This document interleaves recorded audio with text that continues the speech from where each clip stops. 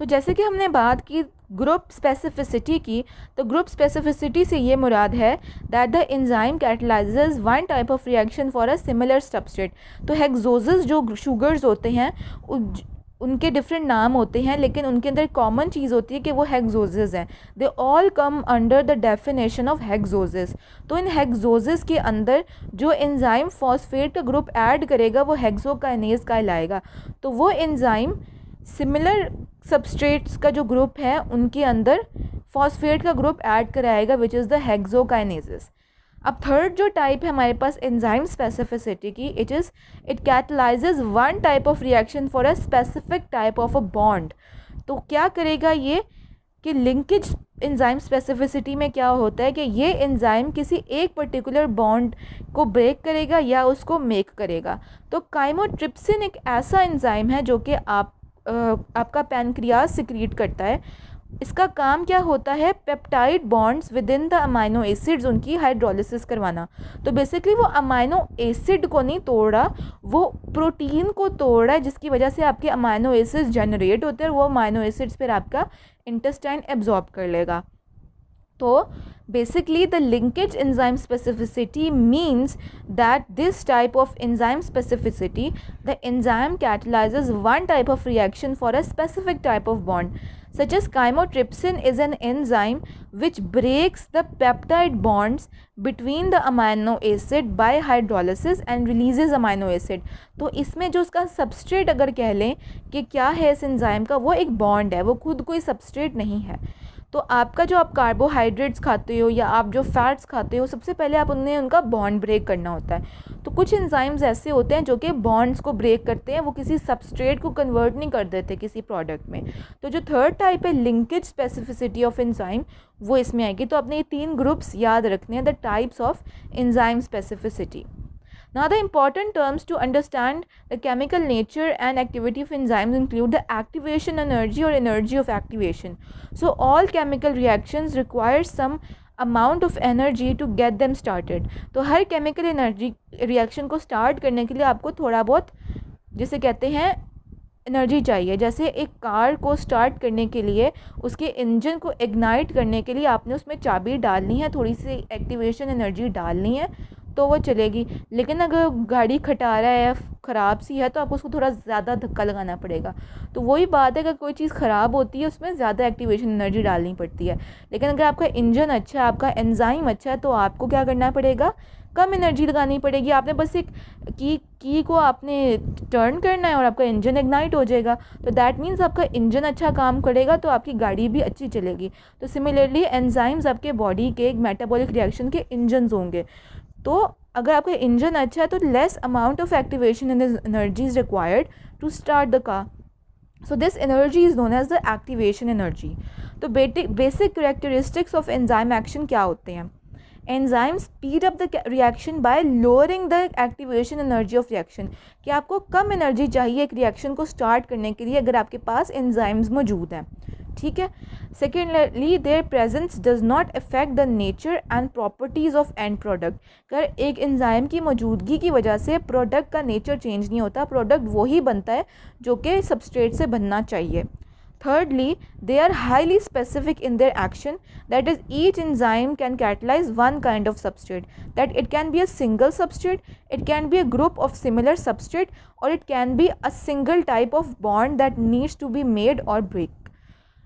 Next, small amount of enzymes can accelerate chemical reactions, के even थोड़े भी अगर आपके पास एंजाइम्स हैं वो क्विकली स्पीड अप करते हैं आपके केमिकल रिएक्शंस को।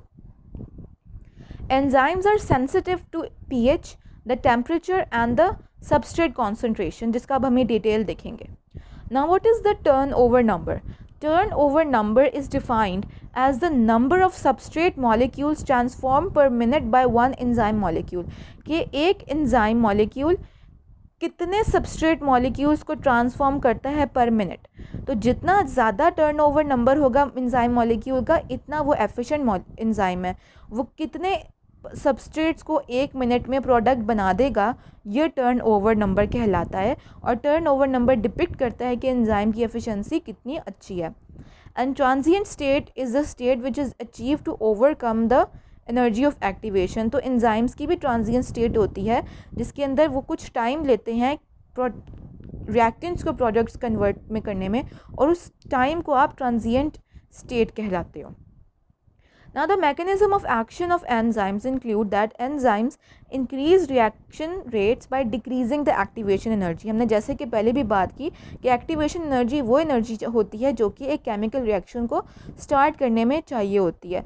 तो अगर एंजाइम्स ना हो तो एक प्रोडक्ट को रिएक्टेंट में एक रिएक्टेंट को प्रोडक्ट में कन्वर्ट करने के लिए आपको बहुत ज़्यादा एनर्जी चाहिए होगी, लेकिन जब आपके पास एंजाइम आ जाता है तो आपको कम एनर्जी चाहिए होती है और वो रिएक्शन स्पीड से होता है। नाउ एंजाइम सबस्ट्रेट इंटरेक्शन किस तरह होते हैं? Formation of enzyme substrate complex by a lock and key model and a induced fit model, जिसके बारे में आप पहले ऑब्वियसली पढ़ चुके हो, लेकिन हम इस कॉन्सेप्ट को भी रिवाइज करेंगे कि कुछ मॉडल सजेस्ट किए गए कि किस तरह एंजाइम और सबस्ट्रेट आपस में रिएक्ट करते हैं। तो उसमें दो मॉडल्स बताए गए, एक है lock and key model, second was the induced fit model. ये यहाँ बताया जा रहा है कि आप ऊपर वाली एग्जाम्पल देखें that enzymes lower a reactions activation energy। तो A में विदाउट एंजाइम अगर आप लैक्टोज को with the help of enzyme lactase glucose और गलैक्टोज में कन्वर्ट करो तो आपको बहुत ज़्यादा एनर्जी चाहिए होती है। लेकिन अगर नीचे देखो आप विद एंजाइम, तो अगर लैक्टोज के ऊपर एक एंजाइम एक्ट करेगा लैक्टेज, तो वो कम एक्टिवेशन एनर्जी के साथ उसे ग्लूकोज और गलैक्टोज में कन्वर्ट कर देगा। ठीक है, तो ये कॉन्सेप्ट है। अगर एंजाइम के बगैर आपको ज़्यादा एक्टिवेशन एनर्जी चाहिए और एंजाइम के बगैर आपको ज़्यादा एक्टिवेशन एनर्जी चाहिए, और एंजाइम अगर ऐड होगा इन द बिलो एग्जांपल तो आपको कम एक्टिवेशन एनर्जी चाहिए to transform the reactants into the products.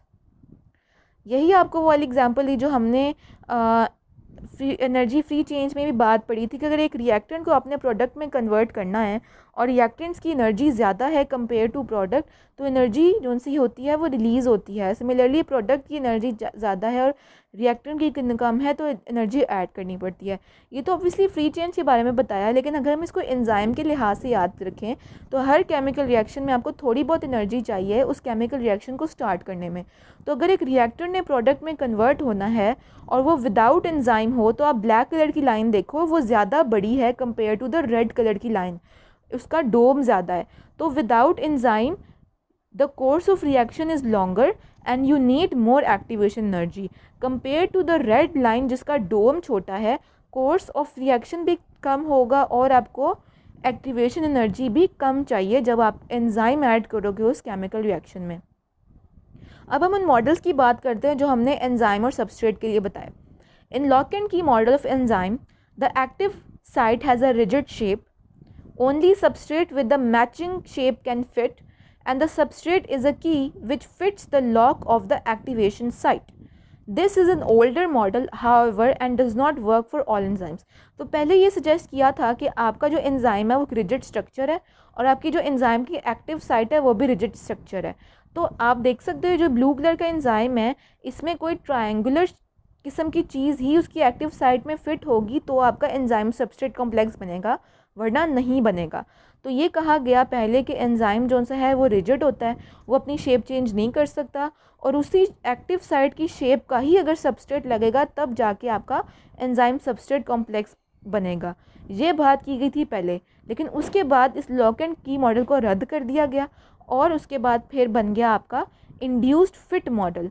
Induced fit model में ये कहा गया कि that in the induced fit model of enzyme reaction action the active site is flexible, it is not rigid, it can change its shape or size. The shapes of enzyme, the active site, the substrate adjust to maximize the fit which improves the catalysis। तो उसने induce fit model में ये कहा कि आपका जो enzyme है उसका भी रिजिड स्ट्रक्चर नहीं होता, एक्टिव साइट का भी रिजिड स्ट्रक्चर नहीं होता, फ्लेक्सिबल होता है। सिमिलरली आपका जो सबस्ट्रेट होता है जब वो आपके एंजाइम पे आके लगेगा तो वो इंड्यूस करेगा एंजाइम के अंदर चेंजेस ताकि वो ख़ुद अपने आप को सबस्ट्रेट पे फिट कर ले। तो आप देखिए नीचे एग्जांपल के अंदर कि जो आपके पास इंड्यूस फिट मॉडल है उसका जो एक्टिवेशन साइट है खाली वो रेक्टेंगुलर है, जबकि आपका जो सबस्ट्रेट है वो ट्रायंगुलर या डायमंड इन शेप है। लेकिन जब वो सबस्ट्रेट आपके एंजाइम की एक्टिव साइट के ऊपर आके लगा, उस सबस्ट्रेट ने एंजाइम के ऊपर इंड्यूस किया और उसकी शेप को इस तरह मॉडिफाई किया ताकि एंजाइम और सबस्ट्रेट आपस में फ़िट हो जाए। सो इंड्यूस करके फ़िट करवाना सबस्ट्रेट को एंजाइम के ऊपर, इंड्यूस्ड फिट मॉडल का नाम इस वजह से बनाया गया। This model is more consistent with the wider range of enzymes. Enzyme substrate complex कैसे बनता है? तो स्टेप 1 में क्या होता है कि एंजाइम में जब सबस्ट्रेट ऐड होगा तो आपका एंजाइम सबस्ट्रेट कॉम्प्लेक्स बनेगा। तो नीचे आपकी एग्जांपल के अंदर भी यही मेंशन्ड है दैट एंजाइम के अंदर सबस्ट्रेट ऐड हुआ और आपका कॉम्प्लेक्स बन गया which is the enzyme substrate complex. So this is the step 1 of a enzymatic reaction. In step 2 the enzyme product complex is formed, कि जब एंजाइम सबस्ट्रेट कॉम्प्लेक्स बना तो वो एंजाइम ने सबस्ट्रेट के ऊपर एक्ट किया, वो सबस्ट्रेट चेंज हो गया आपके प्रोडक्ट के अंदर। तो enzyme substrate complex is changed to the enzyme product complex. So ES is changed into EP. In the third step, the enzyme product complex is divided. The enzyme and the products they separate from each other. तो enzyme ने जब अपना काम पूरा कर दिया, substrate को product में चेंज कर दिया, तो प्रोडक्ट फिर अलहदा हो गया and the product is made and the enzyme is then again ready for an another substrate. That is why enzyme को हमने रीयूजेबल कहा, क्योंकि जब वो प्रोडक्ट बना देता है तो वो प्रोडक्ट अलहदा हो जाता है और फिर उस एंजाइम के ऊपर आके फर्दर सबस्ट्रेट लगते हैं और फिर वो प्रोडक्ट में कन्वर्ट कर देते हैं and so on. Now what affects enzymatic activity? 3 factors affect enzymatic activity: environmental conditions, cofactors and coenzymes which obviously help to increase the activity of the enzyme, and third are enzyme inhibitors which are very important in terms of pharmacology, which you will further have concept in when you go into pharmacology subject, but इसमें भी हम उसको touch करेंगे। सो environmental conditions के अंदर ये बात की गई that extreme temperature is dangerous to the enzyme and it denatures its product. तो प्रोटीन का जो प्रोटीन होती है, जब अंडा आप तवे पर डालते हो तो अंडा बेसिकली एल्ब्यूमिन है, तो आप जैसे ही अंडे को तवे पर डालोगे वो अपनी कलर चेंज कर लेता है, शेप चेंज कर लेता है, वो एक तो रिजिड हो जाता है, साथ ही वो वाइट इन कलर हो जाता है इंस्टेड ऑफ ट्रांसपेरेंट और ट्रांसलूसेंट। सो प्रोटीन्स जो सी हैं वो हाई टेम्परेचर पर डीनेचर होंगी, और आपको पता है ये बात का कि एंजाइम भी प्रोटीन होगी। सेकेंडरली पीएच भी आपका न्यूट्रल होना चाहिए और सबस्ट्रेट कॉन्सेंट्रेशन पे भी आपकी एंजाइमेटिक एक्टिविटी बहुत डिपेंड करती है। So optimum temperature is the temperature at which the enzymatic reactions occur fastest. तो ह्यूमन बॉडी टेम्परेचर वो टेम्परेचर है जिसके ऊपर आपका एंजाइम्स बहुत अच्छी तरह एक्ट कर सकते हैं, तो टेम्परेचर नॉर्मल होना ज़रूरी होता है। Secondly pH also affects the rate of enzyme complexes. Most of the enzymes they have an optimum pH around 7. तो जो ज़्यादातर enzymes होते हैं वो जो optimum pH 7 का उस पे एक्ट करते हैं, लेकिन कुछ enzymes such as your pepsin in your stomach they are only active at lower pH like pH 2 और pH 3। क्यों? क्योंकि वो एसिडिक इन्वायरमेंट आपका स्टमक होता है ना, जब तब ऐसे एंजाइम एक्टिव होते हैं ताकि वो प्रोटीन्स को डाइजेस्ट कर सके जो आपके स्टमक में मौजूद हैं। तो ये एंजाइम टू एंजाइम आपका ऑप्टिमम पीएच वेरी करता है, लेकिन ये एज अ जनरल रूल याद रखिए कि मोस्ट एंजाइम्स जो हैं वो ऑप्टिमम पीएच दैट इज़ 7 उस पर करते हैं, लेकिन कुछ एसिडिक पीएच पे भी प्रेफर करते हैं, कुछ बेसिक कंडीशंस को भी प्रेफर करते हैं। Similarly substrate concentration and reaction rate, obviously जितना ज़्यादा सबस्ट्रेट होगा उतने ज़्यादा केमिकल रिएक्शन टेक प्लेस करेगा, क्योंकि उतने ही ज़्यादा एंजाइम्स के ऊपर आपके सबस्ट्रेट आके लगेंगे। So the rate of reaction increases as substrate concentration increases as a constant enzyme concentration. For example अगर आपके पास 100 एंजाइम्स पड़े हैं लेकिन 30 सबस्ट्रेट्स पड़े हैं, तो आपके पास फिर भी 70 एंजाइम्स रह जाएंगे जो कि फर्दर सबस्ट्रेट्स को बाइंड कर सकते हैं। तो सिमिलरली अगर आपके पास 100 एंजाइम्स हैं तो वो आप जितना सबस्ट्रेट कॉन्सेंट्रेशन को बढ़ा दोगे, फॉर एग्जांपल आप 30 की जगह 40 सबस्ट्रेट कर दो, 50 सबस्ट्रेट कर दो, तो उतना ज़्यादा केमिकल रिएक्शन होगा और उतने ज़्यादा प्रोडक्ट्स बनेंगे। So maximum activity occurs when enzyme is saturated. For example 100 enzymes हैं या एक एंजाइम के ऊपर एक 4-5 एक्टिव साइट्स हैं और वो सब साइट्स के ऊपर जब सबस्ट्रेट लग जाएगा तो उतना ही आपकी मैक्सिमम एक्टिविटी अचीव हो जाएगी आपके एंजाइम की। So the substrate concentration and the reaction rate affects the enzyme very much. Now we'll talking about the inhibition, of enzyme के एंजाइम्स की इनहिबिशन किस तरह होगी, मतलब उनकी एक्टिविटी किस तरह इनहिबिट होगी।